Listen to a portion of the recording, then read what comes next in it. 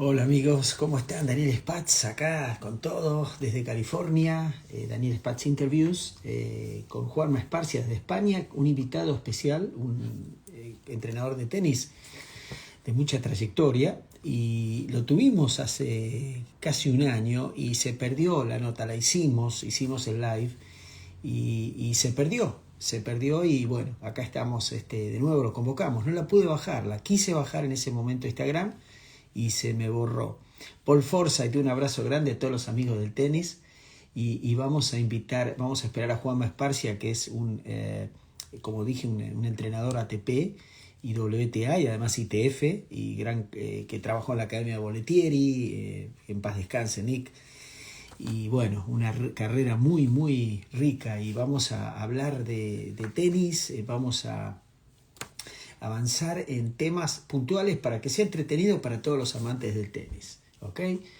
Y pasar un lindo momento. Saludos desde España, cariños, y bueno, estamos con España nuevamente, estuvimos con Virginia Ruchisi, una gran campeona. Darío Arco, te mando un abrazo, gran campeón de motocross argentino, sudamericano, un campeón, una gran persona que entrevistamos.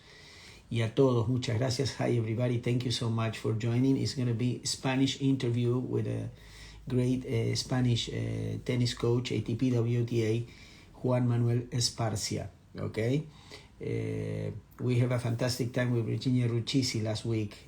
Very successful interview. It's available on my channel. Lo tienen ahí en mi canal. Bueno, estoy esperando que Juanma se conecte, a ver si está. Ahí está Juanma.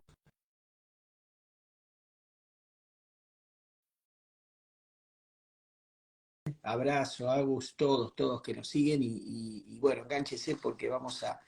Ahí está ¿Qué tal? ¿Cómo Juanma, ¿cómo estamos, le va, Daniel? profesor, Encantado de coach? estar aquí contigo una vez más.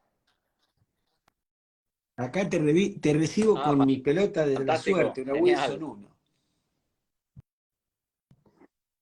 Y por las dudas, para que vean que estoy armado, el Genial, es que Australian Open. las tienes todas, las tienes todas.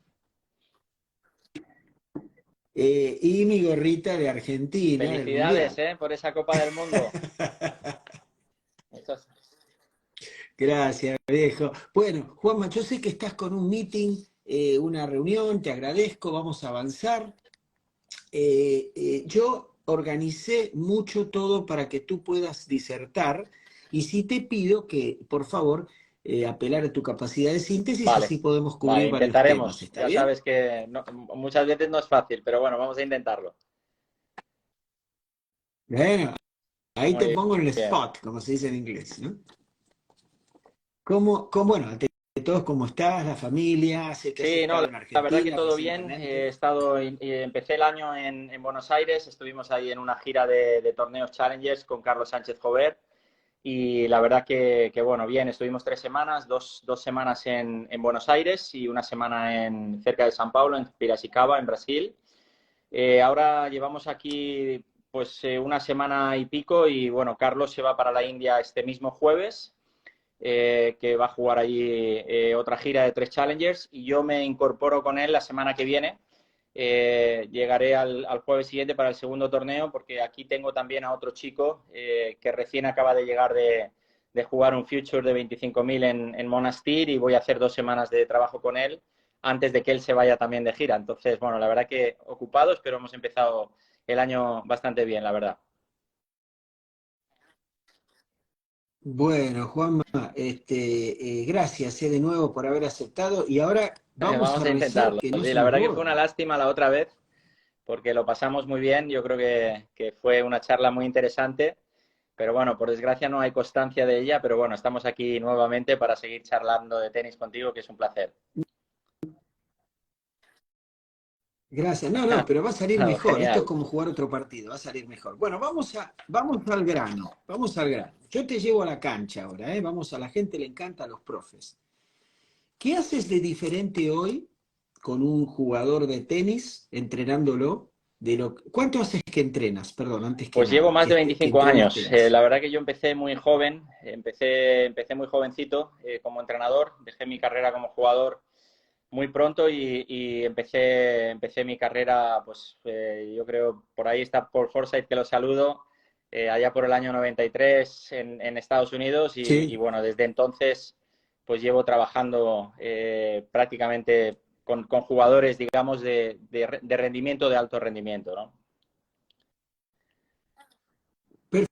Perfecto. ¿Qué harías, qué haces, perdón, hoy diferente de un jugador competitivo, obviamente, de alto rendimiento, cuando vas a la pista a entrenar, que hacías hace Bueno, yo 20 creo años que o hay muchas 25? cosas diferentes, pero más que nada porque en aquella época tenía muchos menos conocimientos que ahora, tenía menos experiencia y por lo tanto pues hacía muchos más entrenamientos a los que yo le llamo entrenamientos placebos, ¿no? Mucho más entrenamientos en los que el jugador se siente un poco mejor cuando trabajas, como pueden ser a lo mejor ejercicios con cestas o ejercicios más cerrados en el que el jugador de alguna manera se centra más en su feeling y ahí es relativamente sencillo hacer que el jugador se sienta bien, pero en realidad cuando transferimos eso a la competición tiene una transferencia menor o una transferencia muy pequeña.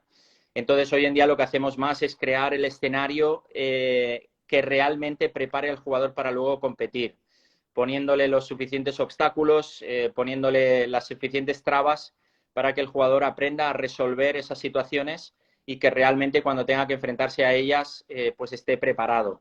Por lo tanto, la diferencia está en la incertidumbre que creas, el estrés que pones en el entrenamiento, la presión que pones en los jugadores, cómo llevas a esos jugadores, digamos, al límite en los entrenamientos, tanto a nivel psicológico como físico, y también retando sus habilidades, sus destrezas tenísticas, ¿no?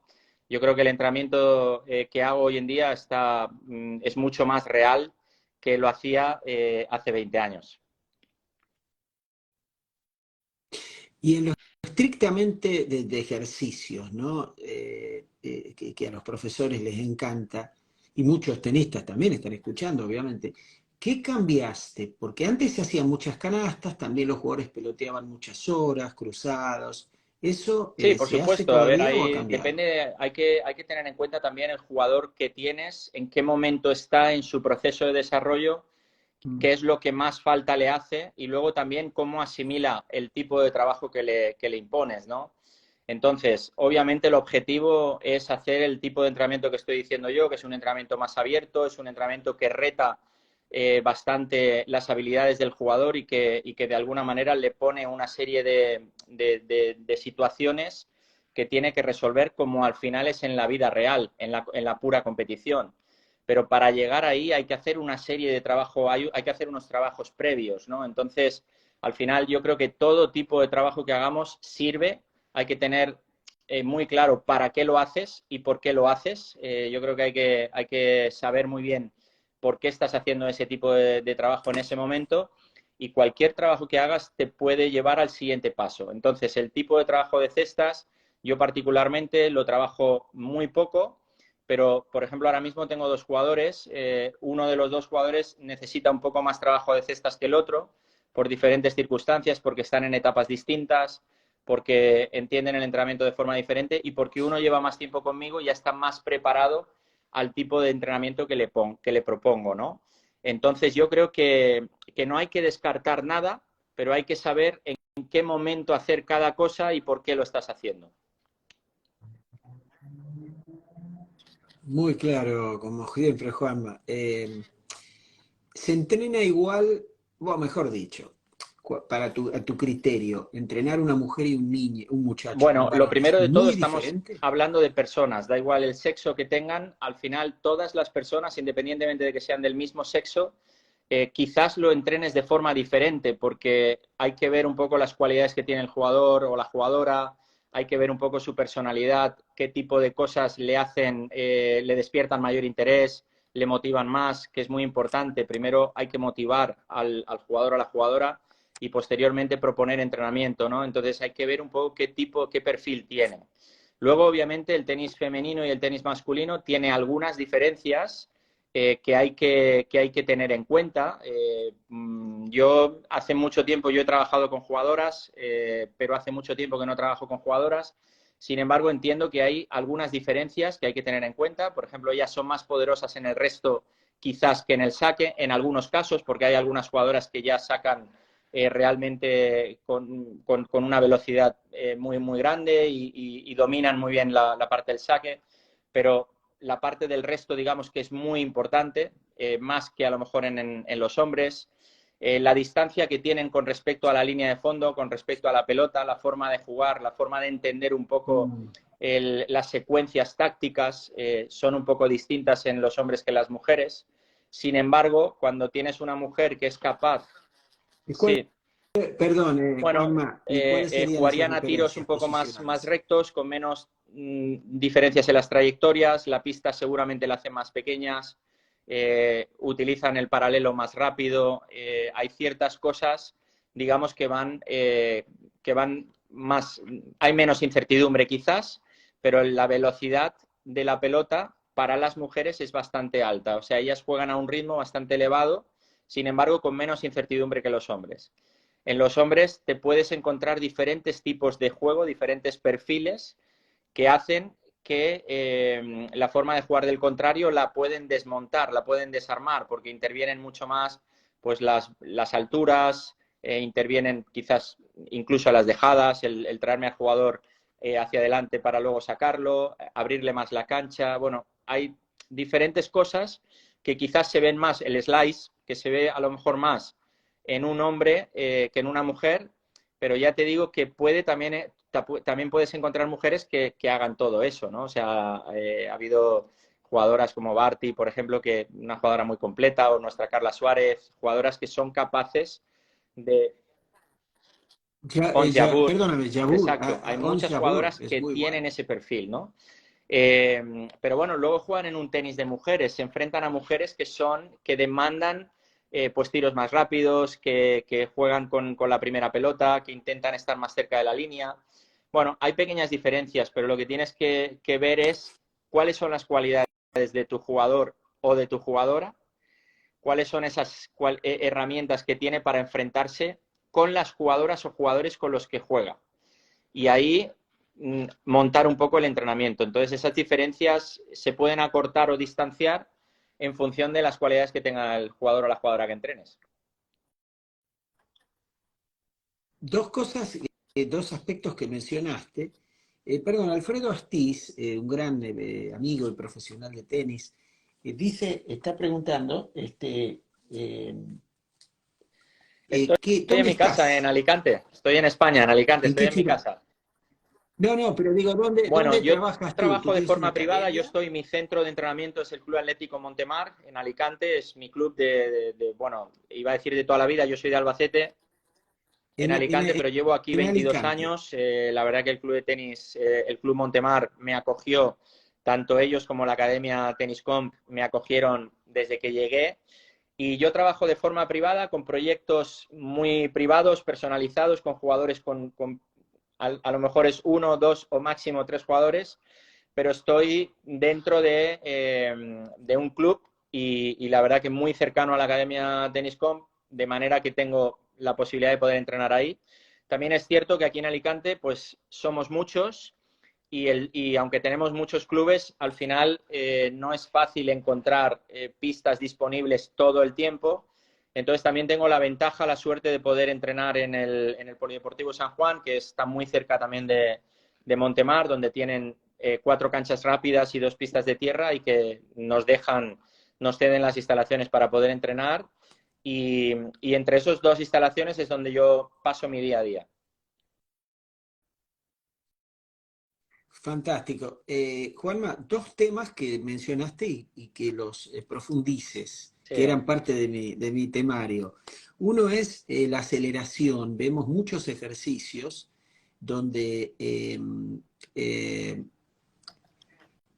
se muestra cómo acelerar. El otro día se lo pregunté también a Rafael Martínez, él dio su opinión. ¿Cómo se trabaja eso, si está bien? ¿Cómo deberíamos mejorar la velocidad de la pelota de un jugador? Que nos des ejercicios, así un par de sugerencias. Y lo otro es la presión. Bueno, ahí dice Dani Gil, que te mando un abrazo, ¿cómo consigues generar incertidumbre o estrés? Yo te voy a preguntar algo parecido, que es, ¿se puede trabajar la presión? ¿Cómo se trabaja la presión? ¿Cómo se puede recrear la presión? O sea, esas dos cositas. La aceleración de la raqueta, que nos expliques cómo desarrollarla, si está bien eso de que se le tire la bola y ta rápido, eh, Bueno, y el el tema tema de de la la presión. aceleración, Gracias. una vez que ha hablado Rafa, quedaros con lo que ha dicho Rafa, porque seguro que no nos vamos a equivocar.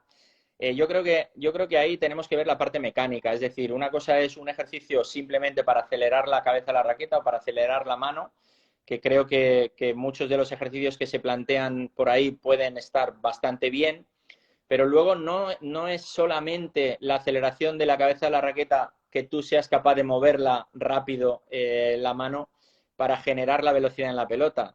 Tienes que ver un poco si eres capaz de tener una distancia, una suficiente distancia para poder acelerar, para que realmente puedas darle la velocidad. Luego tiene mucho que ver también la posición de tu cuerpo para poder transferir el peso del cuerpo. Si haces mayor o menor rotación. Hay temas mecánicos que influyen. Por lo tanto, igual que decía al principio, dependiendo del caso, vamos a tener que incidir con un ejercicio u otro diferente para conseguir esa aceleración. Lo que veo mucho es que la gente se centra mucho en lo que es ejercicios de aceleración de cabeza de raqueta, pero luego cuando pones el Eso. jugador realmente a jugar mediante oposición con otro jugador, pues quizá puede acelerar mucho la punta de la raqueta, pero a lo mejor la pelota no la lleva lo suficientemente larga, la pelota no va lo suficientemente, no sale lo suficientemente rápida, y eso quizás es debido a la posición de piernas, es debido a que no genera suficiente energía elástica o es debido a que no tiene suficiente distancia para conseguir esa aceleración. Entonces, creo que lo primero que tenemos que identificar es qué es lo que está ocurriendo para que este jugador no tire lo suficientemente rápido o largo, porque muchas veces confundimos rapidez y lo que necesitamos es profundidad de pelota. Entonces, bueno, los ejercicios que se hacen habitualmente con la mano, que ayudan un poco a que los jugadores pues muevan la mano más rápido, que muevan la cabeza de la raqueta más rápido, todos esos ejercicios funcionan muy bien, van muy bien, pero como he dicho, hay que saber un poco qué es lo que estoy buscando, qué es lo que necesita el jugador y con qué lo voy a complementar. Pienso que hay que analizar muy bien la parte mecánica para entender qué es lo que necesito.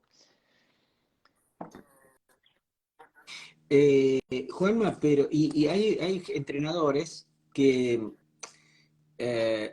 sugieren que hay que jugar mucho con la muñeca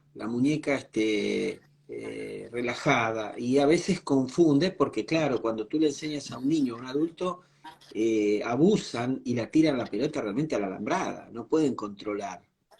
Entonces, acláranos el rol de la muñeca. Te hablo siempre en la derecha, especialmente en Bueno, el yo golpe de derecha, en al el final el forehand. tema de la muñeca, lo mismo, está muy relacionado con el inicio del golpe. Es decir, si tú realmente ejecutas mecánicamente Mm. bien, al final, digamos, lo voy a explicar de forma sencilla para que lo pueda entender todo el mundo, ¿no? Al final es como si tuviéramos un espagueti en la mano, es decir, tú haces la acción, llevas la raqueta atrás y luego la tiras hacia adelante y dependiendo de la empuñadura que tienes, la cabeza de la raqueta va a ir más alta o más baja, pero digamos que la mano va a salir en dirección de la pelota o en dirección de donde tú tiras. Cuanto mayor presión ejerzas sobre el puño, seguramente voy a frenar un poco esa aceleración, que después también es necesaria. Pero entonces, que la muñeca esté suelta puede hacer que el golpe sea a lo mejor un poco más largo o que la aceleración sea un poco más larga. Pero no sé realmente si solamente con la muñeca soy capaz de moverla lo suficientemente, lo que quiero. Hay jugadores que mueven muy bien la muñeca y tiran bastante rápido, pero su golpe de derecha podría ser muchísimo más fuerte si fueran capaces de armar un poquito más largo o de posicionarse de una manera que consigan mayor energía elástica. Entonces, la muñeca yo creo que tiene mucho que ver la empuñadura que tiene el jugador para luego, si va a ser un jugador que muñequea un poco más o menos, porque dependiendo también de la empuñadura, la cabeza de la raqueta te lleva hacia un sitio o hacia otro, ¿no? Entonces, volvemos un poco a lo de antes con la aceleración. Nos metemos en la parte mecánica y realmente estamos concentrando la parte mecánica solamente en un punto, ¿no? Y yo creo que es la coordinación de todo. Claro. Perfecto. Ahora el tema del estrés, de la presión en el entrenamiento, que ahí nos preguntaban y era una de las preguntas mías. ¿Cómo se puede generar eso? ¿Cómo se recrea una presión? Porque me imagino que es difícil, ¿no? Hacer, jugar delante de 10.000 personas o 5.000 que entrenar con tu entrenador solo en la cancha. Bueno, te O puedo un decir, grupo Daniel, de que hay gente. muchas veces que para los jugadores es más difícil entrenar que competir. Porque cuando salen los jugadores que ya están habituados a competir en pistas grandes, con un escenario con mucha gente mirando, ellos entran en el flow rápidamente porque ese entorno les gusta y compiten y se centran un poco en el juego, ¿no? Pero muchas veces el estrés que proponemos en el entrenamiento es mayor del que pueden realmente manejar en ese momento. De eso se trata, ¿no? De hacer el entrenamiento muy duro para que luego la guerra te parezca más sencilla, ¿no? Entonces, ¿cómo podemos hacerlo? Manipulando un poco, yo creo que la última vez cuando hablamos, y seguramente, y Rafa el otro día seguramente que salió también, que vi prácticamente toda la entrevista menos algunos trozos, que hablamos de los constreñimientos, es decir, de cómo manipular un poco los diferentes factores que intervienen en el juego, ¿no? Que puedes manipular los factores individuales del propio jugador, por un lado, los factores físicos, pues la demanda que pongas en el entrenamiento, si es más intenso, menos intenso, más duro, menos duro, cómo llevas al límite físicamente al jugador en ese trabajo. Y luego puedes manipular también sus factores, digamos, mentales. ¿Eso cómo lo puedes hacer? Manipulando cosas del juego, del ejercicio, quitándole, pues no sé, quitándole la posibilidad, por ejemplo, de que juegue con su revés liftado o plano y que solamente tenga que jugar con el cortado y que solamente pueda hacer, pues a lo mejor se tenga que buscar más la derecha, que tengan que encontrar esas soluciones y al otro dejarle que juegue de forma libre. Por lo tanto, el otro le está poniendo mucha presión porque tú a él le estás quitando una herramienta que si la tuviera sufriría menos, por ejemplo, ¿no? Esa es una situación. Qué bueno. Otra situación, por ejemplo, podríamos manipular también un poco la superficie. Podríamos hacer pues que tuviera que jugar en una pista más rápida de lo que se va a encontrar la semana que viene y le tienes que pedir pues que a lo mejor pues haga una serie de cosas que en esa pista es más difícil de hacer. Eso le va a producir un estrés.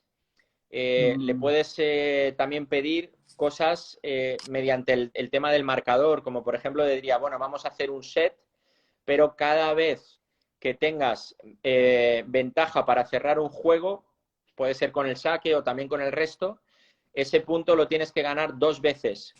Y si lo pierdes, y si pierdes el segundo, o sea, ganas el primer punto, que ya hubieras ganado el juego, pero si pierdes el segundo, has perdido la ventaja, vuelves al use.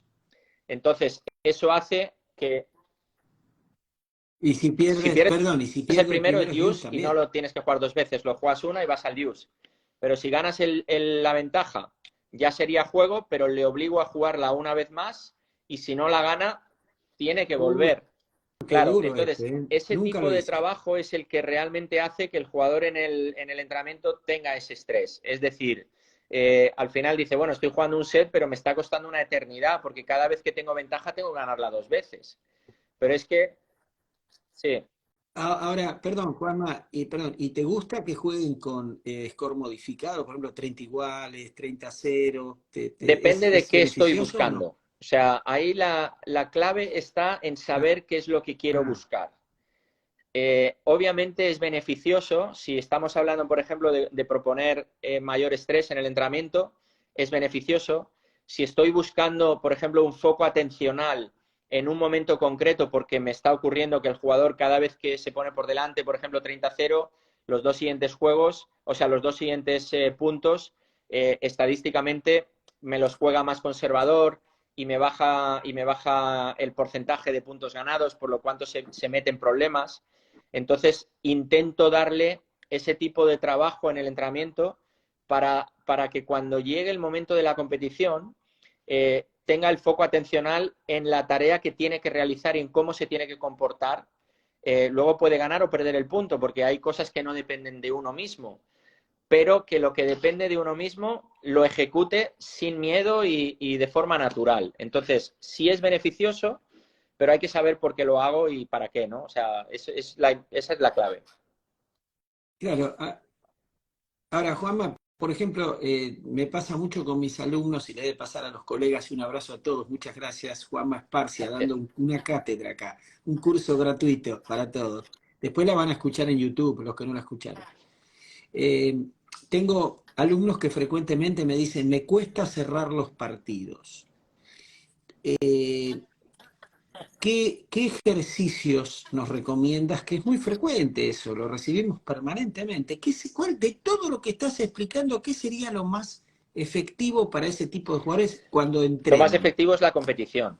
O sea, al final, Claro, pero no, pero digo, pero ¿qué tipo exacto de para que ese chico aprenda bueno, a es que mejorar tienes que ponerlo esa en esa situación, porque cualquier tipo de entrenamiento que hagas que no le ponga en esa situación no va a ser efectivo o no va a ser tan efectivo. ¿Por qué? Porque el problema que tiene es que su forma de hacer las cosas cuando tiene que cerrar el partido cambia con respecto a lo que ha ido haciendo anteriormente.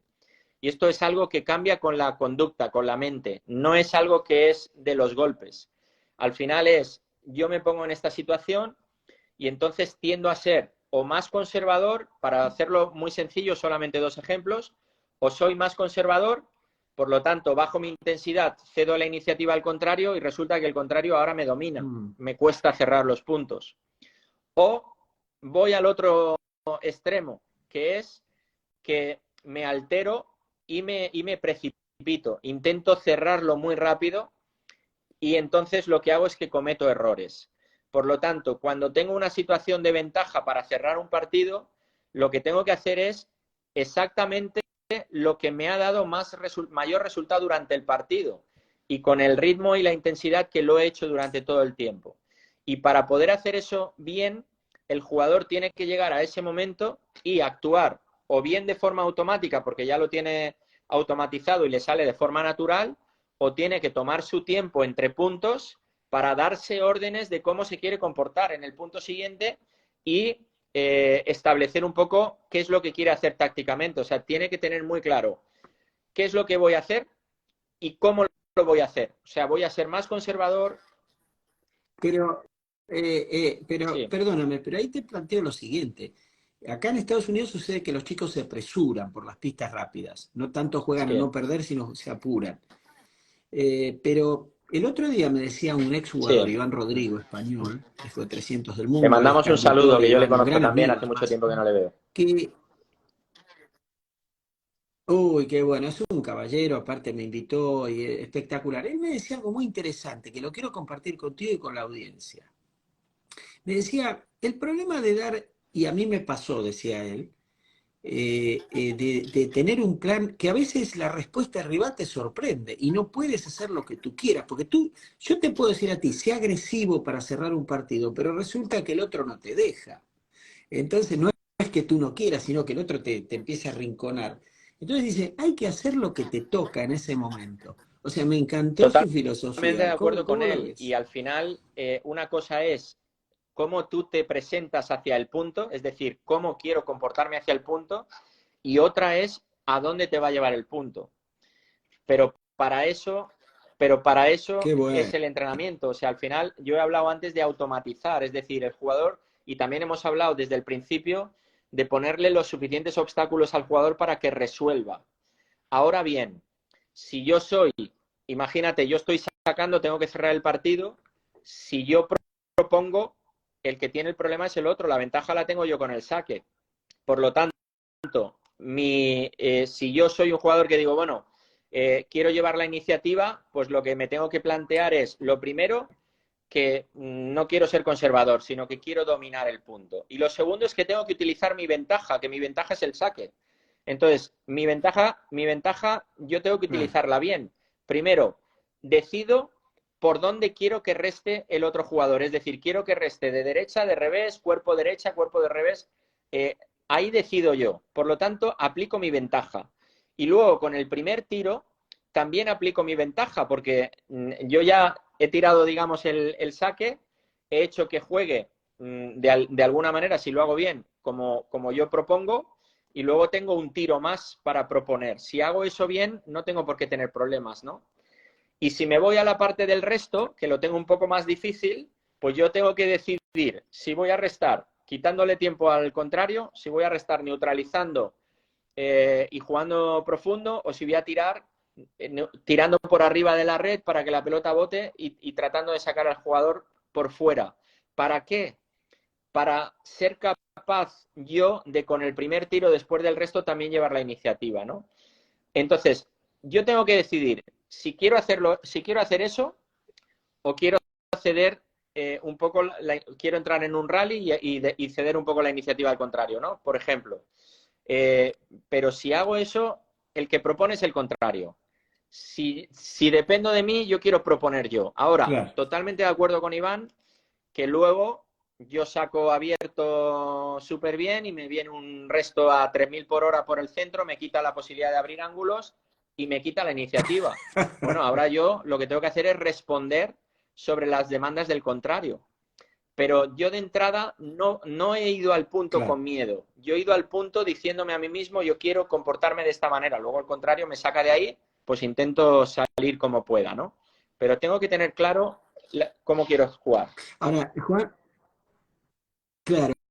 Juanma, ahora, para cerrar el tema de los jugadores que les cuesta cerrar, ¿sería conveniente, por ejemplo, que jueguen a partir del 40-15, del 30-0, Sí, 5-2 sí arriba, que, o eso no es sí que me bueno? Digo, gusta, en sí que me gusta. Lo que entrenamiento. pasa es que ahí los dos jugadores que están jugando tienen que llegar a tener algo de pique. O sea, tiene que haber algo de pique entre ellos con esa circunstancia, porque si no lo que ocurre es que el que hace eso a lo mejor lo gana muy fácil en un entrenamiento, el otro se deja llevar porque dice, bueno, lo tengo muy difícil y se distancia Claro. mucho el entrenamiento. Por eso, al final a mí me gusta un poco más algo como lo que decíamos antes, ¿no? Jugáis un set normal, no hay condiciones, pero la condición es que me tienes que cerrar 2 veces el punto. O el juego del 5-2, cuando llegues tú, si sacas o si llegas, me lo tienes que cerrar 2 veces. El juego que cierra el set, me lo tienes que ganar 2 veces, por ejemplo, ¿no?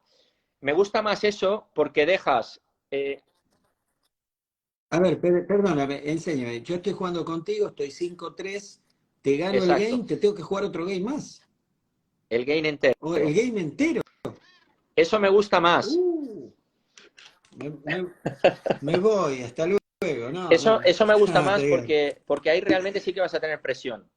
Porque tú haces un set normal, los dos jugadores Qué juegan bueno. eh, de forma libre, digamos, pero luego a la hora de cerrar me tienes que ganar 2 veces. Entonces, ese juego que tienes que ganar el segundo, en ese sí que tengo más presión. Ese sí que realmente puede cambiar.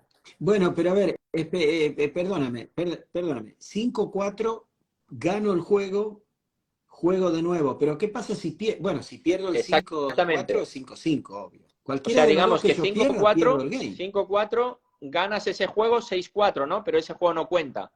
Ahora sigues jugando 5-4. Si pierdes ese juego es 5-5. Ahí es donde realmente empiezas a meter presión al jugador. Oh, A los dos les creas una situación de competición claro. real, porque ocurre algo, ¿Y qué pasa si el otro se pone, qué bueno, pasa si el pues otro se pone 6-5? ¿También le debo hacer lo mismo o al eso otro no? estaría prepactado desde el principio. Eso estaría prepactado. Yo podría decir, eh, Ah, tú, Daniel, cuando llegues al el último juego me lo tienes que ganar 2 veces. Y tú, Juanma, no lo tienes que ganar 2 veces. O ambos en esa situación tenéis que ganarlo 2 veces. Ahí, ¿vale? Ahí perfecto, creas una muy situación de clarito. estrés muy grande, de presión muy grande. Me encanta, Fantástico. lo voy a usar hoy mismo ya. Nunca lo había hecho, de verdad, si no, siempre se aprende. Lo otro que te quiero preguntar es de los tie breaks. ¿Te Sí, gusta me que gusta jueguen mucho tie que jueguen breaks? tiebreaks. Los tiebreaks al final son una pequeña lotería, ¿no? Cuando llegas en un partido, al final en un tiebreak hay veces que se decide por nada, o sea, se decide por un punto, porque es una pequeña lotería. pero hay que estar acostumbrado a jugar esos tiebreaks. Hay jugadores que le tienen pánico a los tiebreaks, hay jugadores que se tienen mucha fe cuando juegan tiebreaks, y yo creo que hay que jugar tiebreaks para poder acostumbrarse, ¿no? Entonces, pero volvemos a lo de antes. Si tú juegas tiebreaks sin presión, no te acostumbras. Cuando llegue el 6-6 tiebreak del set que sea, el jugador va a sentir una presión añadida que a lo mejor no está acostumbrado. Entonces, tienes que poner situaciones que realmente le hagan sentir esa presión mediante cosas como las que hablábamos antes. Pero, a ver, pero ¿cómo? A ver, pero, perdóname, por ejemplo, yo tengo a mi grupo de academia hoy a la tarde, les quiero plantear que compitan, que jueguen tiebreaks a partir de cuándo, Puedes jugar ¿cómo, por por ejemplo? ejemplo, en tu academia, una cosa que yo haría sería jugar un torneo de tiebreaks una tarde. Un torneo. ¿Por qué? Porque en un torneo cualquier tiebreak es importante. Y yo pondría ranking. Tengo 8 jugadores, juegan 4 contra 4, van a jugar todos contra todos, pero luego voy a contar todos los tiebreaks para sacar un ranking final. Y voy a intentar jugarme algo, o sea, para que realmente sientan esa presión y esa motivación, ¿no? Entonces, el mero hecho de competir contra tus compañeros en una pequeña competición armada en la academia ya hace que esos tiebreaks sean más reales que en una situación en la que dices, bueno, vamos a hacer 2 tiebreaks. Uno va a perder y no le va a dar importancia, pero si haces una pequeña competición, entonces ya le dan una importancia mayor y ya empiezan a hacer esas cosquillas en el estómago que dicen, ostras, que yo quiero ganar. Bueno, mira, Paul ahí dice que su alumno perdió 11-9 en el tercero, dice en tiebreak. Sí, lo Justamente he te está visto hablando antes Paul que se ha contigo. conectado, ya le he mandado un saludo, Paul. Bueno, un gran entrenador, una gran persona. Yo tengo mucha suerte porque cuando yo estuve en la Academia Bolitieri, que yo era muy joven, ellos eran ya entrenadores con más experiencia y a mí me ayudaron mucho, tanto él como Percy, como Gabriel, bueno, mucho. Podría nombrar a muchos, pero sobre todo a Paul y a Percy les tengo mucho, mucho cariño. Qué bueno, Paul, o Sí, sea, Paul es más no viejo que tanto, tú. no creo que mucho, pero un poquito sí. Bueno, Paulcito, un monstruo, Paul. Un abrazo para todos, gracias, hi everybody. Mucha gente conectada. Bueno, ahora te quiero preguntar del TOS en el saque, ahí se ríe Paul. El Sí. TOS, escúchame bien esta pregunta. ¿eh? Escucho, leo, el TOS se hace en el mismo lugar para que el rival no se dé cuenta dónde vas a sacar. Y después resulta que también escucho y leo, hay que tirar la pelota un poquito más a la derecha para el slice, a la delante para el plano, arriba o atrás para el top spin. Me vuelve loco, me confunde. ¿Dónde Bueno, se yo creo que lanza la debemos de pelota en el dividir un saque? poco el tema. Cuando un jugador se está formando de alguna manera y tiene que aprender a dominar los diferentes tipos de servicio y los efectos, al final vamos a hablar de tirarse la pelota a un lado o al otro para facilitarle un poco digamos, las cosas, ¿no? Para que consiga mayor efecto, para que consiga, digamos, dominar mejor lo que está haciendo.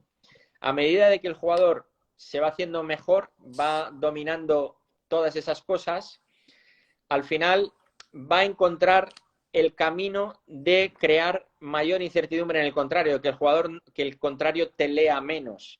Y para eso tienes que esconder un poquito tu saque. Y lo vas a esconder, una de las maneras de esconderlo es mediante el lanzamiento, que el lanzamiento sea lo más parecido posible. Porque si no, te lo van a leer enseguida.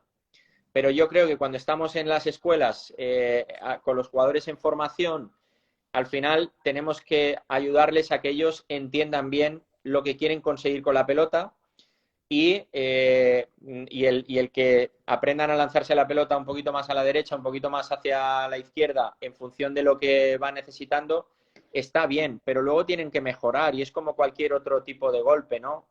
Al final tienen que ir mejorando y ellos mismos tienen que ir identificando cómo esconden mejor su saque, ¿no? Luego, si damos un paso Bueno, más, ¿dónde deberían de tirarse el jugador la pelota para conseguir mayor potencia, para conseguir depende qué cosas, ¿no? Y muchas veces le decimos a los alumnos o a los jugadores, tírate la pelota delante, un poquito hacia la derecha, y sin embargo sabemos que tirándonos la pelota un pelín hacia la izquierda vamos a conseguir mayor potencia, ¿no? Por lo tanto... Pero a los niños, perdón, en formación, sí, marcarles Sí, ciertas sí. diferencias, ciertas Yo soy pautas mejor, partidario ¿no? bueno, retarlos. Yo creo que al final hay que dar la información justa y necesaria y luego hay que retarlos. Yo creo que cuando los jugadores están en formación, en desarrollo, tienen que ser capaces de hacer todo. Entonces, es bueno que les pidamos cosas y una de ellas es el lanzamiento, para que aprendan a dominar el lanzamiento. También es bueno que le pidamos un lanzamiento a la derecha, un lanzamiento más atrasado, más hacia la izquierda, Mm. que lo vayamos retando y que les vayamos haciendo, que vayan haciendo diferentes cosas. Es como cuando trabajamos en variabilidad, ¿no? Vamos retando, vamos despertando esas cualidades de los jugadores. Pues creo que en desarrollo es muy importante el ir haciendo que vayan haciendo diferentes cosas. Perfecto. La variedad es otro tema que tengo acá anotado y no sé, quiero que se me escape. La variedad, el slice, el drop, ¿se debe enseñar sí o sí o es ya solamente un territorio de los más talentosos? Y los jugadores que son un poquito más mecánicos, más duros, mejor. Le quiero mandar, perdón, un saludo a Gonzalo Bueno, que debutó en la Copa Davis de Perú, que nos está viendo. Un gran abrazo, Gonza, que quiero hacer una Un gran entrevista chico, yo contigo. lo he tenido también Eh, en los equipos de ITF. Un chaval Mira, extraordinario, súper trabajador y al que le deparo un muy buen futuro. Además, lo aprecio muchísimo. Y nada, pues también le saludo. Aprovecho qué también para saludarlo. bien. Sí, bueno, muy bien, gracias a todos. Reitero, nos está viendo mucha gente de Perú. Eh, el tema de la variedad, ¿me entiendes? Me toca una jugadora, un jugador limitado, mecánico, como le gusta llamar a Paul Anacon, jugador mecánico, duro, ¿no? Que le cuesta, que no tiene buen feeling. ¿Le tengo que enseñar igual slice y drop shot o A no ver, conviene? debo de... Perdón, ahí Gonzalo te manda muchos Igualmente. saludos. Un gran A abrazo, ver, Gonzalo. debemos de volver a hablar un poco de jugador en formación o jugador ya más hecho. Pero al final todo este tipo de variantes son parte del juego. Es decir, nuestra obligación como entrenadores es enseñar el juego en todas sus variantes. Luego, una vez que el jugador está más hecho y que tiene un poco su manera de jugar o de entender el tenis o sus cualidades, digamos, son mayores de una manera o de otra, entonces ahí ya la cosa cambia, ¿no? Yo soy más partidario de centrarme en las virtudes, digamos, en las cosas mejores que tiene el jugador, que no andar haciendo mucho trabajo en cosas que no tiene y que ya tiene unas ciertas habilidades, una manera de jugar muy suya y que eso a lo mejor no me va a llevar a donde quiero, ¿no? Ahora, si estoy en formación, mi obligación es enseñar todo. Luego también mi obligación es enseñarle a tomar las mejores decisiones para utilizarlo cuando toca y cuando no toca no utilizarlo y utilizar otras cosas. Pero las variantes, el slice, la dejada, el globo liftado, todo hay que, el bote pronto, todo eso es parte del juego. Y yo creo que tenemos que ayudar a los jugadores a que lo aprendan. Fantástico. Te manda saludos Sergio Igualmente para Villa desde el País Sergio. Vasco. Un gran abrazo a él. Saludos de Nada, Paraguay muy también. bien. Te están viendo de todos lados. Bueno, ok. Entonces, eso está muy claro. La derecha, otro tema técnico que quiero tratar. ¿Viste? La derecha de los hombres, ya es un tema que también muchos dicen, la derecha ahora hay que enseñarla con el codo así, como hacen los chicos, muchos profesionales. ¿Cómo ves eso? Otros no, otros dicen vamos a lo más clásico para enseñar a los niños y luego que se desarrolle. Bueno, ¿Cuál es tu a mí punto de vista de las particularmente derechas?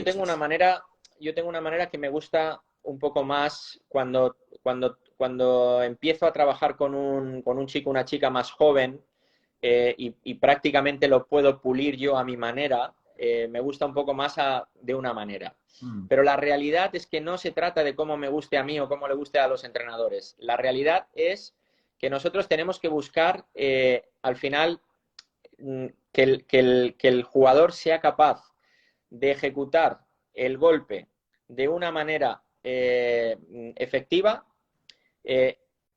eficiente, es decir, que sea capaz de generar velocidad, que la controle, que sea capaz de hacer daño con ese golpe. Y eso se puede hacer de diferentes maneras. O sea, cuando hacemos en las clases a veces análisis de la técnica, vemos a muchos jugadores profesionales que estéticamente no nos gustan. Pero no tenemos que mirar la estética, tenemos que mirar la parte mecánica, tenemos que mirar si realmente ese golpe hace daño, hace el impacto o no. Entonces, tendríamos que analizar a cada perfil, porque ni todas las derechas tienen que ser por arriba, ni todas las derechas tienen que ser por abajo. Yo creo que al final tenemos que ver un poco en ese perfil si lo que queremos conseguir realmente lo ejecuta, ¿no? Ahora, mi manera, pues a mí me gusta más una derecha con una apertura semicircular, con una distancia media con respecto al codo con el cuerpo, para que realmente la distancia que hay donde lleva la raqueta atrás sea suficiente para poder generar velocidad. También este semicírculo, digamos, me hace que el impacto por encima de la pelota sea más fácil, por lo tanto soy más capaz de hacer que el jugador pueda entrar por abajo o por encima de la pelota, por lo tanto tengo dos derechas, tengo más facilidad para armar esas dos derechas, que si voy más con una derecha más lineal, estoy limitando un poco más, pero bueno, eso son cosas ya un poco más personales mías, pero luego cuando estoy trabajando con un jugador o una jugadora, tengo que analizar si realmente es bueno que le lleve por ahí o tengo que ir por donde va ese jugador o esa jugadora, ¿no? Por lo tanto, es que habría que ver muy bien el caso. Correcto.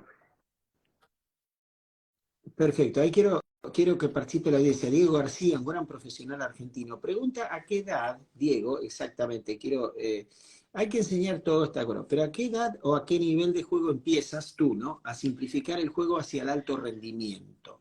A ver, O la sea, edad es, ¿no? la edad es muy Entiendo que... relativa.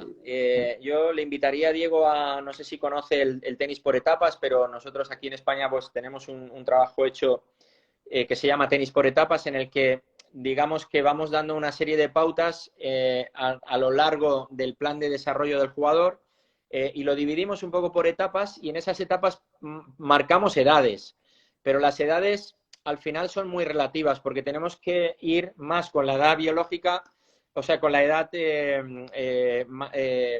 digamos, cómo madura ese jugador, esa jugadora y no tanto con la biológica, ¿no?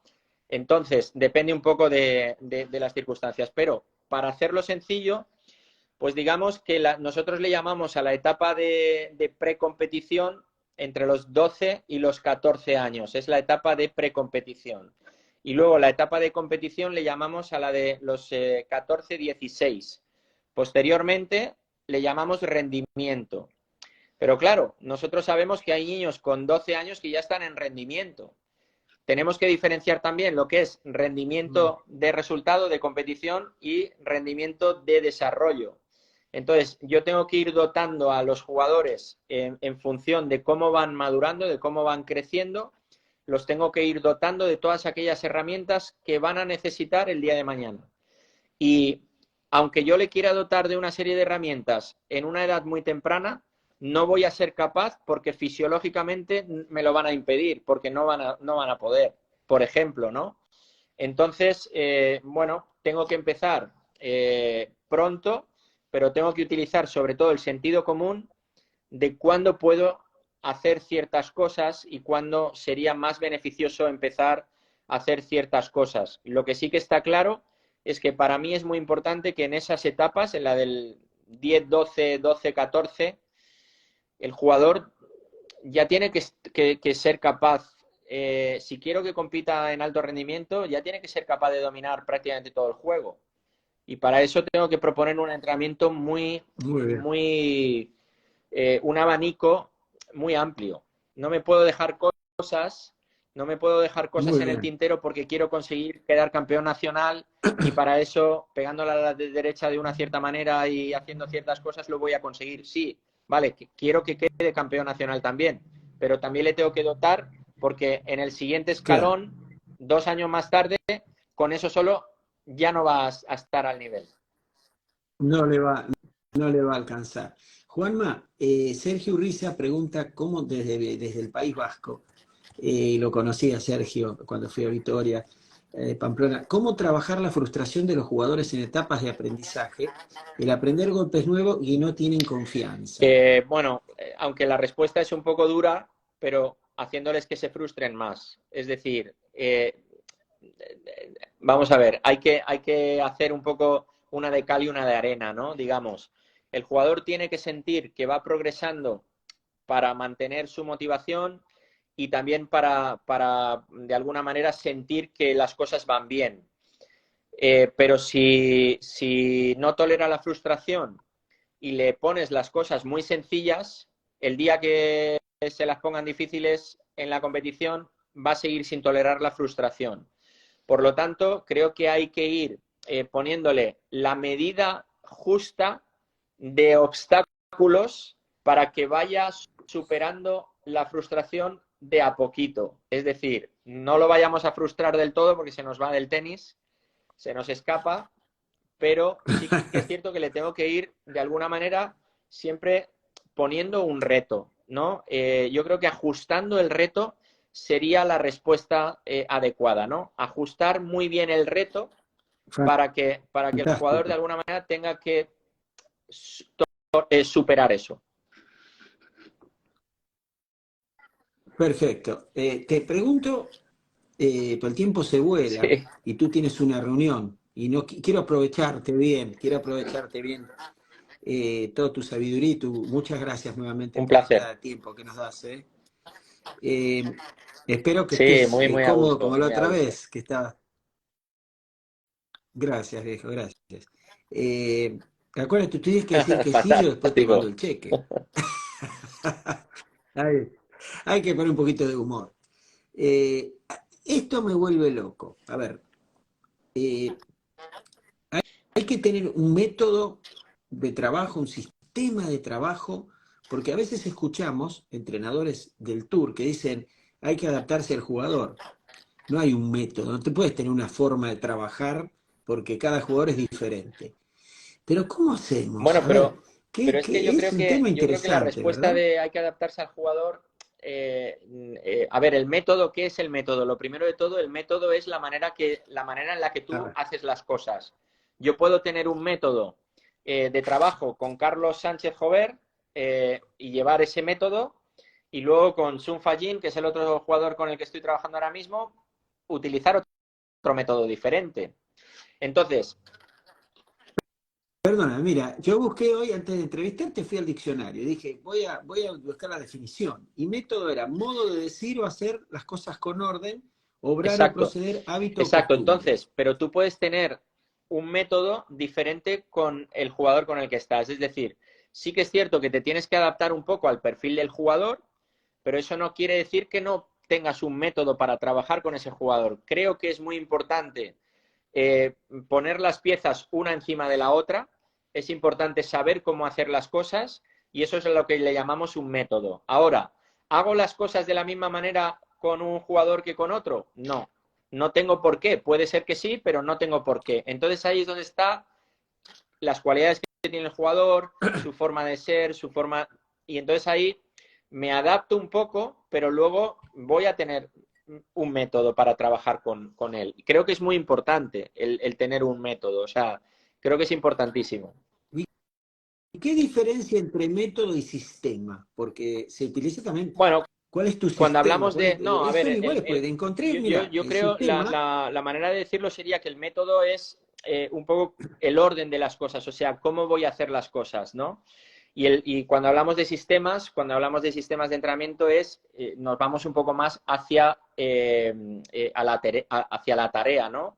Si voy a utilizar un ejercicio por oposición o voy a utilizar, eso sería un sistema, o sea, creo, pero sería como sí, estrategia y táctica la diferencia, ¿no? Estrategia el plan general exacto, y táctica lo más específico. exacto. Sí, sí, sí, ¿No? sí, Digo, es te así, pregunto, no estoy de sé. acuerdo. Sí, Perfecto. Bueno, qué lindos temas, ¿no? Pues no se hablan a veces. Eh, Acá tengo una pelota, voy a aprovechar. ¿Te gusta usar el reloj? ¿Viste que a uno dice pegarle a las 3, pegarle a las 4, a las 12? ¿Está bueno eso? ¿Se Se usa usa todavía? y es una buena referencia, o sea, al final es una referencia. No es la única que utilizo porque al final tú buscas referencias que pueden ayudar al jugador a progresar. Pero es una muy buena referencia, es algo que en etapas tempranas se utiliza más, que con el trabajo con adultos seguramente se utilice mucho, con profesionales igual se utiliza menos, porque igual la referencia que buscas, a lo mejor buscas otra diferente dependiendo un poco lo que quieres conseguir, pero sí es muy buena. A ver, ponme un ejemplo con un jugador profesional. Estabas con Guillermo García López, que fue un gran jugador, Sí, que lo ¿eh? entrevistamos también, fuiste coach. Tú no le decías No, pegar a pero a las lo 3 mejor de la ahí tarde a le él. diría que sea un poco más agresivo con el hombro cuando va hacia la pelota, para que cuando sube hacia la pelota no vaya solamente con la punta, sino que vaya y luego pase. Entonces voy a conseguir prácticamente el mismo efecto de lo que estamos hablando de pegarle a las 3, por ejemplo, pero le voy a dar una referencia diferente. Mm. A lo mejor o a lo mejor no. Depende un poco lo que quiera conseguir. Si lo que quiero que empuje más de abajo arriba o si quiero que sea más de feeling con el impacto en la pelota. Es que depende, ¿no? Entonces la referencia que voy a buscar va a estar más en la raqueta o más en el cuerpo. Ah, ok. Por ejemplo, pegarle, viste que se Sí, usa mucho pegarle por afuera a la sí. pelota, o outside of the ball, como decimos en inglés. Es un Eso tip sí, muy ¿no? bueno porque cuando muchas veces hay muchos jugadores que cuando le pegan a la pelota no manejan bien la punta de la raqueta. Es decir, le pegan a la pelota y van demasiado plano hacia la pelota y luego se desentienden un poco del impacto y la pelota puede ir para cualquier sitio, ¿no? Y eso le da un poquito más de control de cabeza de raqueta y ayuda en la aceleración. El pegarle por fuera te ayuda un poco en la aceleración porque hace que la punta de la raqueta adelante un poco a la mano. Entonces, ese es un tip muy bueno. Es un tip muy bueno. Ahora, pero está bien, pero yo te pregunto, yo tengo alumnos que se han confundido y cuando les dije, bueno, ahora cambia la dirección paralela, se les sale al medio la pelota porque le siguen pegando a la parte de afuera. Ahí, ¿cuál sería La pegarle posición más del cuerpo. atrás en la paralela? La posición del cuerpo. Eh, No, no, no, no, es no que, pegar, no es tanto es que impacto el de impacto afuera depende adentro, de sino cómo la tengas posición. el cuerpo, no te va a dejar tirar la paralela, porque cuando intentas tirar la paralela, si el cuerpo lo tienes muy de frente hacia la red, por ejemplo, en el momento que, en el impacto con la pelota, en la rotación, te va a llevar hacia adentro. Entonces, si te lleva hacia adentro, la pelota te la llevas. Por lo tanto, Qué, la posición qué de bueno. las piernas con respecto a la pelota va a hacer que haya mayor salida hacia una dirección o hacia otra o que haya o que la salida pueda ir hacia ambas direcciones. Yo lo que le digo mucho a los jugadores, no solamente en el cambio Mm. paralelo, sino muchas veces en bolas fáciles, lo que le digo es, esa pelota, ¿por qué crees que la has fallado? ¿No? Que te dan una respuesta y te pueden decir una cosa u otra, ¿no? Y al final, lo que quiero que entiendan es que cuando pegan esa pelota tienen que tener una posición donde puedan pegar a todas las direcciones en la pista, porque ahí tienen equilibrio. Si tienen equilibrio, pueden tirar hacia cualquier lado. Entonces ya sí interviene un poco la mano. Pero si no tienen equilibrio, es que el cuerpo me va a llevar la pelota para el sitio, para otro sitio. O sea, ¿Y cómo te más que nada, ¿cómo posicionas con llegas a la ella? bola? Porque muchas veces, por ejemplo, hablamos de ¿Cómo una te posición posicionas? abierta o una posición cerrada o una posición semiabierta. Sí. Dependiendo de dónde estás, una posición más abierta o más semiabierta te va a dar mayor maniobrabilidad, es decir, te va a dar una mayor destreza. Por lo tanto, cómo llegas a la pelota y cómo te posicionas detrás de ella. Hay muchos jugadores que le miras la posición y dices a este jugador en los puntos importantes tírale por aquí porque te va a venir siempre cruzado. Porque no la puede tirar paralela. Y si la Correcto. tira paralela va a venir muy por el centro. Ahora, cuando se pone bien, cuidado que viene una bomba paralela. O sea, ese tipo de cosas son las que tienes que ir percibiendo, las que el jugador también tiene que ir percibiendo de forma automática, ¿no? Entonces yo creo que ahí el tema está un poco en la Perfecto, posición con respecto a la pelota. perfecto. Eh, ¿hay, ¿Hay alguna otra escuela de tenis? Porque hablamos mucho de la escuela española en el mundo, ustedes siguen sacando grandes tenistas. ¿Hay alguna otra escuela que a ti te guste que nos sugieres que veamos, que estudiemos, que Bueno, a ver, investiguemos yo, en el mundo? Que consideres tú, perdón, que consideres claro, tú una yo creo escuela de que tenis, ¿no? nosotros le ponemos el título a los países y decimos la escuela española, la escuela argentina, la escuela tal. Pero en realidad, a ver, nosotros aquí en España lo que tenemos es un trabajo hecho que es el tenis por etapas. Es lo único que nosotros podemos decir que es una metodología del sistema español, o sea, del trabajo español. Pero en realidad es lo único que hay. Todo lo demás es algo, digamos, que nace un poco pues, de los diferentes perfiles. Sí que es cierto que hay factores que tenemos en común los jugadores españoles, pero que tienen mucho que ver no solamente con la manera de trabajar, sino tiene que ver pues con la climatología, con el tipo de pistas que tenemos, de dónde salen los jugadores, si son más más en nivel del mar o más en altura. Todo eso hace que los jugadores españoles, por ejemplo, o los argentinos, pues sean jugadores que son más aguerridos, que les gusta trabajar más el punto, que físicamente son poderosos, que mentalmente toleran mejor la frustración, pero en realidad podemos decir hay una escuela española. Yo a día de hoy lo único que te puedo decir es que tenemos el tenis por etapas, pero lo demás tenemos entrenadores con muy apasionados por lo que hacemos, con muchísimas ganas de aprender y de mejorar, de ver un poco cómo podemos mejorar a nuestros jugadores. Y por suerte, en España salen jugadores todas las generaciones. Ahora, Y además, perdón, Juanma, y exjugadores, ex número uno que colaboran, todos por, están, Ferrero, Moya, Ferrer, ¿no? Están, Por supuesto. Y colaboran, luego, ¿no? otras escuelas que me gusta, pues por afinidad me gusta la escuela argentina. Y has mencionado ahora el tema de los exjugadores.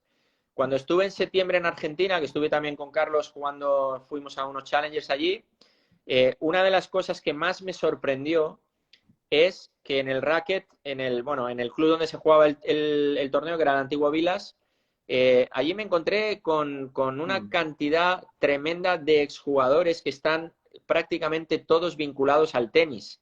O sea, allí me encontré con Chucho Acasuso, me encontré Mm. pues con Hernán Gumi, me encontré, había un montón, estaba Juan Ignacio Chela, había muchísimos exjugadores que estaban de alguna manera vinculados al tenis. Unos trabajando con jugadores directamente, estos tres que he mencionado están con jugadores, y otros a lo mejor están vinculados al tenis pues en temas federativos o en temas de representación o de alguna manera, ¿no? Y el ambiente que había en un Challenger era impresionante. O sea, el tenis que se vivía ahí era impresionante porque veías a una cantidad de estrellas, para mí, tremendas, ayudando en el desarrollo del tenis argentino. Eso también ocurre en España, pero eso me impresionó.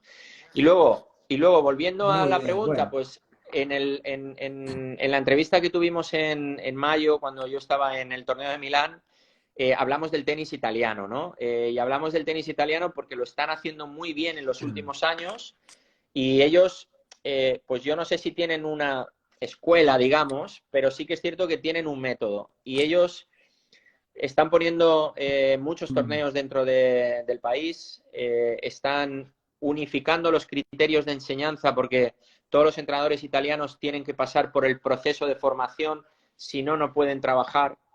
Eso es muy importante. Eso Eso, perdón, todavía ¿sucede en no España? es obligatorio, pero la ley está en proceso y, bueno, lo que pasa es que en España sí que es cierto que la gente se suele formar. Es decir, en España tenemos diferentes maneras Mm. de formarnos porque también hay empresas privadas, pero yo creo que la gran mayoría de los entrenadores prueban diferentes líneas y acaban pasando por el proceso de formación de la Federación Española, que al final sigue un poco lo que serían los libros de ITF, Entonces hay una unificación de criterios ahí, ¿no? Pero bueno, la escuela italiana aún encima te obliga, oye, tú te quieres dedicar a esto, tienes que tener la titulación, ¿no? Entonces eso es importante.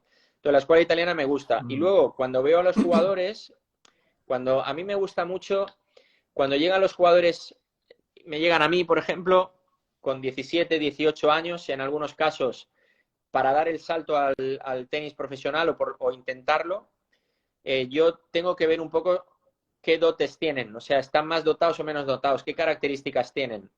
Entonces, lo que yo veo mucho, por ejemplo, es que la escuela francesa o la escuela belga desarrolla muy bien a los jugadores de la base, es decir, llegan los jugadores muy bien dotados técnicamente, ¿vale? Ahora, ¿qué ocurre? Que el tenis es cabeza, pies y golpes, es decir, al final no solamente hay que dotar a los jugadores a nivel técnico o a nivel técnico-táctico, sino que luego tiene que tener el tema físico es muy importante, la capacidad de sacrificio, el ser constante, el batallar hasta la última pelota, la capacidad mental, la tolerancia a la frustración, el manejar el estrés dentro de la competición, el vivir la competición como un reto. Y todo eso es un complemento, ¿no? Entonces yo veo escuelas que trabajan muy bien y luego veo perfiles de jugadores de ciertos países a los que les faltan cosas que a lo mejor tienen los jugadores en España o en Argentina, ¿no? No, bueno, pero los belgas, Henning, Kleisters, Muy Goffin, buenos jugadores. no O es sea, poco, ¿eh? la escuela belga, con un país tan pequeño, tiene una trayectoria de formar jugadores tremenda y luego además jugadores muy bien dotados. Iba a decir talentosos, pero es que no es talentoso porque el talento es muy relativo. Pero si tú en un sitio, en un país como Mm. Bélgica, te encuentras a jugadores tan bien dotados es porque algo están haciendo bien en la base. Los suizos también, También, ¿no? Sacan pero sus me jugadores. gusta más, por ejemplo, la referencia mía es más belga que Suiza. En Suiza también hay, pero más dispersos. Por lo menos lo que yo he Claro. visto a lo largo de los años, ¿no? Pero también Es trabajan bien. increíble los suizos, esos genios. Mira, Sí, Hingis, sí, Federer, Wawrinka, sí, sí, también, también. Benchik, ¿no? Benchik también. Sí, sí, Qué también. Países muy bárbaro, pequeños ¿no? que sacan jugadores muy buenos, ¿no? Acuérdate cuando Suecia era lo que era, ¿no? Era una gran potencia. O sea, Sí. esto creo que lo comentamos también en el otro live que tuvimos, que Joaquín Nistron una vez me comentaba, Jolines, yo fui 7 del mundo y no podía jugar Copa Davis. Porque por delante de mí tenía Borg, Performance, Villander, no podía jugar. O sea, no había sitio para mí, estaba el 7 del mundo. Era impresionante. Exacto, ahí menciona Patti Schnider, Caballero, Luciano, te mando un abrazo. Sí, República Checa. Bueno, República Checa siempre tenía de Sukova, También, Mantakova, Lendl, ¿verdad? Y sigue teniendo muchas, pero sí. muchas Y jugadoras, jugadores ¿verdad? también. Es decir, a ver, yo creo que al final hay muchos países con muy buena trayectoria tenística que han producido muchos jugadores. Eh, habría que ver, habría que meterse a las tripas de esos países a ver cómo es digamos, la metodología y si realmente, cómo realmente trabajan, ¿no? Pero lo que sí que Claro, es cierto es que hay muchos países que producen jugadores. sí, sí, sí. Bueno, y Estados Bueno, Unidos que está volviendo realmente, bueno, yo creo tiene que una Estados cantidad Unidos nunca se impresionante ha ido. de Lo único es que jugadores. Estados Unidos es un país que si no tiene números uno, es como si no tuviera nada. Porque es una potencia, porque ha tenido jugadores muy importantes y Estados Unidos, al final, si no tiene un jugador que gana Grand Slams y que está arriba, es como si no tuviera, pero Estados Unidos siempre tiene jugadores buenos, ¿no? Y de hecho, Bueno, bueno, mujeres sí han ganado y, Grand Slam en los y últimos años. jugadores, o sea, y en hombres también. Lo que pasa es que hace tiempo que no ocurre eso, ¿no? Desde Agassi, Sampras No, y Roddick, Roddick exacto. en el 2003 fue el Pero último, claro, Andy Roddick. jugadores hay un montón y muy buenos jugadores. Lo que pasa es que es como si a Sí, España, a España le quitas ahora. a Rafa Nadal y Carlos Alcaraz y mucha gente no sabría valorar a jugadores tan buenos como Carreño, Bautista, que son jugadorazos, son Claro. fenómenos, son extraordinarios. Y habría mucha gente que diría, no, son jugadores mediocres. ¿Por qué? Porque estamos muy acostumbrados a tener a un jugador como Rafa Nadal. Y ahora, por suerte, llega Carlos Alcaraz y con 19 años es número uno del mundo, ¿no? Se convierte en número uno del Claro. mundo. Eso hace, El claro, estándar al muy final eso alto. hace que los demás jugadores parezcan que no son tan buenos. Y eso es lo que ha ocurrido en Estados Unidos. Qué bueno. Bueno, Juanma, para cerrar, porque te tienes que ir y mencionaste Challengers, así, con una capacidad de síntesis, ¿cómo se sale, qué sale de, cómo se sale de los Futures Challengers ATP 250? ¿Qué va cambiando? Hay mucha diferencia de nivel entre los futuros Challengers y A ATP ver, hay 250. diferencia, a ver, en algunas cosas no hay tanta diferencia. O sea, tú ves jugadores en futures que juegan al tenis muy bien, a un nivel muy alto. A ver, hagamos, perdón, para que sea lindo para la gente y didáctico, ¿en qué cosas no hay diferencias y en qué cosas? Mira, Como si lo hicieras una primero de lista, dos todo, los columnas. jugadores de futures son más inconstantes, o sea, tienen menos, o sea, son menos constantes en todos los sentidos. A la hora del trabajo, a la hora de jugar, a la hora de conseguir su nivel, son más irregulares y son menos constantes. Pueden ser capaces de jugar a un nivel muy alto, pero también son capaces de jugar a un nivel muy bajo, muy por debajo del nivel que son capaces de dar. Por lo tanto, esos jugadores, bueno, pueden ganar en un momento dado a jugadores mucho mejores, pero les falta esa constancia, les falta esa regularidad, ¿vale? Cuando llegas a los Challengers, esa regularidad ha mejorado. Los partidos son más batallados, no hay partidos de 6-2, 6-1 normalmente, son partidos más reñidos, los jugadores empiezan a ser más constantes en todos los sentidos, también en el trabajo fuera de la pista, son más ordenados, tienen más claro lo que quieren, tienen más claras sus condiciones, si son capaces de conseguir o no sus objetivos. Entonces ahí empiezan a dominar un poquito más las cosas.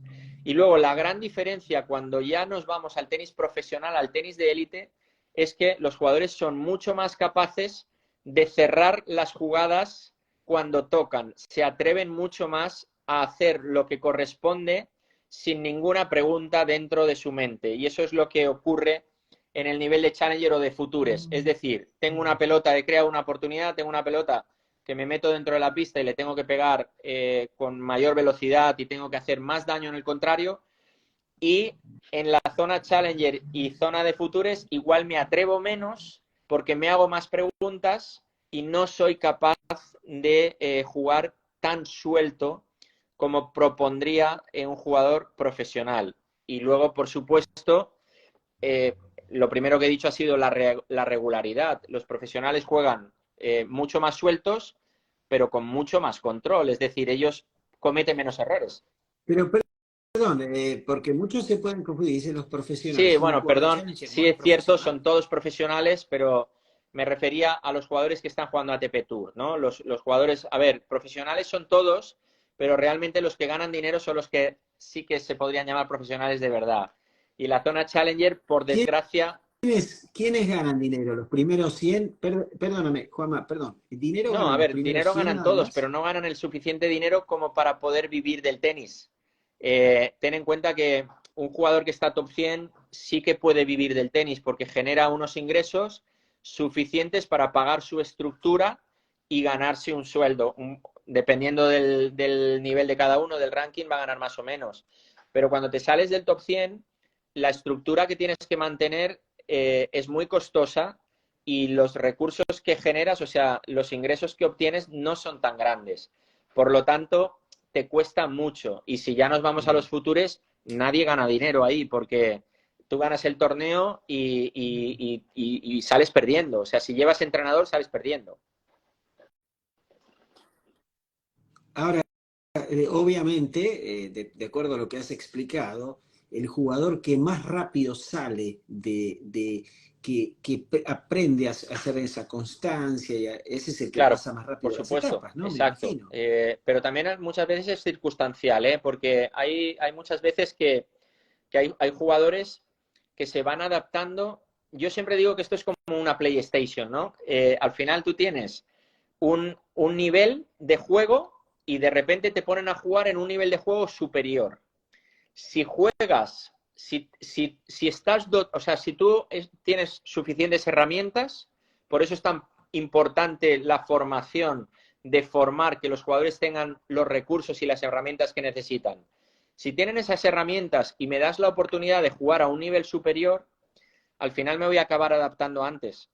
Pero si tengo que jugar futures y no tengo suficientes oportunidades de jugar en un nivel superior, mi adaptación va a ser mucho más lenta, porque voy a tener pocas oportunidades de jugar en ese nivel de juego.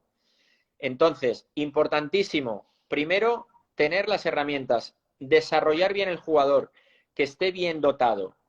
Y después, el tema de calendario, pues intentar que vaya teniendo las oportunidades de jugar en un nivel un poquito por encima del suyo, compaginándolo con su nivel para que pueda jugar suficientes partidos y pueda experimentar suficiente. Para mí la clave está en jugar un número de partidos suficientes. Voy ganando en mi nivel y voy jugando muchos partidos, tengo que jugar por encima, arriesgar un poco más para intentar que se vaya adaptando al siguiente nivel, ¿no? Y luego hay jugadores que tienen wildcards. Ahora, por ejemplo, lo que ha hecho la ATP con los jugadores juniors, eso les va a dar a los jugadores que tienen nivel y que están dotados, les va a dar una gran ventaja, porque van a tener la oportunidad de jugar 8 cuadros finales o 8 qualis de torneos challengers, en muchos casos sin haber jugado ni un future. Pero ¿qué ranking El tiene top que tener? 10 del ranking ITF Junior tiene 8 wildcards en main draws de Challenger. Y el top 20, el del 10 al 20, tiene 8 qualis de Challenger. ¿Qué pasa? Que esos jugadores con su Qué ranking bueno. ITF empiezan a jugar futures y cuando los entrenadores sienten que, oye, está preparado para darle una oportunidad en un Challenger, lo apuntan en un Challenger y va a tener la oportunidad de jugar un main draw o una quali. Cuando en otro caso, otros jugadores han tenido que utilizar 3 años para saltar de los futures para meterse a los Challengers. Claro. Eso es muy importante. Mejor En mujeres en lo mujeres también lo desconozco. usan. No sé exactamente cómo va a ser, pero en hombres se ha llegado a un acuerdo la ATP y la ITF y va a Ya ser así sé. y es una gran ventaja. Un par de temitas Sí. más antes que te vayas, Juanma, y para cerrar. Pregunta Luciano Caballero, pero brevemente, obviamente, porque supongo que es un tema muy largo, a ver cómo lo puedes resumir. ¿Cómo se financian los jugadores en Bueno, España? yo creo que Él es tenemos un que entrenador hacer un argentino. Instagram Live para poder hablar de este tema, pero bueno, malamente porque aquí no existen, a ver, aquí no existen ventajas fiscales para poder ayudar a los deportistas o las ventajas que hay no son tan grandes. Tendrías que hacerlo a través de alguna fundación. No existe como por ejemplo en Argentina el tema de los inversores. Se ha intentado, de hecho yo lo hemos intentado y es difícil armarlo. Por lo tanto, al final son familias que apuestan por sus hijos. La federación ayuda a algunos jugadores, pero con unas cantidades de dinero no tan altas como en otros países, porque no es una federación rica. Y aquí yo creo que los jugadores se Mm. alimentan de la pasión. Es decir, al final, oye, no tengo dinero, pero tengo que jugar equipos en Alemania, tengo que jugar equipos en Italia, tengo que jugar. Bueno, pero tienen esa Claro, tengo que jugar posibilidad de jugar los algún torneo por interclubes, ¿no? plata para poder pagarme los torneos profesionales. Eh, Claro. malamente, pero bueno, sería para poder hacer un live con eso. Bueno, y para cerrar, porque tiene que ver con lo que dijiste, creo que es un lindo tema para cerrar. Eh, un chico que no tenga resultados en ITF, ¿no? Tiene 16, 17 años, que juegue bien, o sea, le pega bien a la pelota, pero no gana. Y dice, bueno, los padres se sientan con el papá y dicen, mira, no sigamos gastando más plata en Junior porque estás 500 del mundo, vamos a empezar a jugar futuros. Es una salida, si no le va bien en Bueno, Junior, no gana, va a son ganar menos en los decisiones, futuros y debe pensar son a lo decisiones mejor y de todas ir las al... decisiones son respetables, pero deben de estar meditadas y los entrenadores, en este caso, junto con los padres, tienen que tomar una decisión. Hay que saber por qué no ganan partidos. Puede ser que no los gane por un tema, pues porque le faltan ciertas cosas, porque quizás no esté lo suficientemente maduro. Hay que ver un poco el porqué de las cosas y luego tomar la decisión. Yo aquí voy a decir lo que he dicho ya antes. Para mí es muy importante que el jugador se desarrolle jugando suficientes partidos de competición. Y para jugar suficientes partidos de competición hay que ser capaz de ganar partidos. Yo no soy capaz de ganar partidos en ITF Junior, tendré que jugar otro tipo de torneos. No soy capaz de jugar Futures, tendré que jugar otro tipo de torneos. Quizás torneos nacionales, torneos. Aquí tenemos el circuito IBP, que es una gran ventaja. Pues quizá jugar ese tipo de torneos para que los jugadores jueguen suficientes partidos y después volver a intentar jugar esos futures. Porque si no tienes suficientes partidos, es difícil desarrollarte. Uno no mejora solamente entrenando, necesita la competición para desarrollarse. Y la competición al final necesitas jugar en un nivel donde tú eres capaz de jugar, de ganar partidos, de jugar suficientes partidos. Muy importante. Y ahí Igualmente, Jorge Jorge. Mir te manda un gran abrazo, le mandamos un gran abrazo, dice que eres una gran persona y Jorge, un caballero, gracias Jorge. La velocidad de pelota, esto hablando con la pelotita que tengo acá, y quiero que incorpores a los juniors, a los top juniors de TF, futuros, Challenger, ATP 250. ¿Es tan diferente o ya uno junior top No, le yo he pega como visto uno de juniors que le ATP pegan 250? más rápido que los que están más arriba, pero la diferencia está en la precisión. Es decir, tú eres, en la precisión, tú eres capaz de Precisión. jugar muy fuerte, pero ¿cómo controlas eso? ¿no? O sea, la precisión, ¿cómo eres capaz de desarrollar tu juego a esa velocidad? Entonces, una cosa es potencia, otra es velocidad y luego otra es en el dominio, ¿no? Luego, antes he dicho, los jugadores de futures tienen muchas oportunidades para cerrar los puntos y no lo hacen porque no se posicionan bien en la pista, porque no atajan donde tienen que atajar para pegar el golpe definitivo. Entonces, sí, le pueden pegar los juniors, le pueden pegar tan rápido como los profesionales, como los que están jugando a TP Tour, pero luego la precisión que tienen los otros la manera posicionarse y de atajar un poco para encontrar soluciones. ¿Qué es atajar? Para el que no entiende, Bueno, quitarle perdóname, ¿qué es espacio al atajar? contrario, por ejemplo, sería una manera fácil, o sea, quitarle un poco de espacio. Es decir, yo genero mediante una pelota profunda, creo una oportunidad y el jugador me deja una pelota un poco más franca, un poco más corta, un poco más que me entra más de forma más franca. Si yo la espero detrás de la pista, le puedo pegar todo lo fuerte que quiera, pero el jugador todavía tiene tiempo. Yo tengo que quitarle Mm, ese tiempo, ¿no? Y ese tiempo se lo quito mejorando mi posición, quitándole espacio también a la pelota, ¿no? La relación espacio-tiempo es muy importante en el tenis. perfecto, Entonces, la diferencia está más ahí que en perfecto. la potencia. Hay jugadores juniors que le pegan, que revientan la pelota. O sea, ¿y tú dirías que los top juniors son Sí. parecidos a los de Bueno, de futuros hecho, mira, en nivel? yo llevo haciendo colaboraciones con la ITF en el equipo del Grand Slam Players Development Program desde el 2018, ¿vale?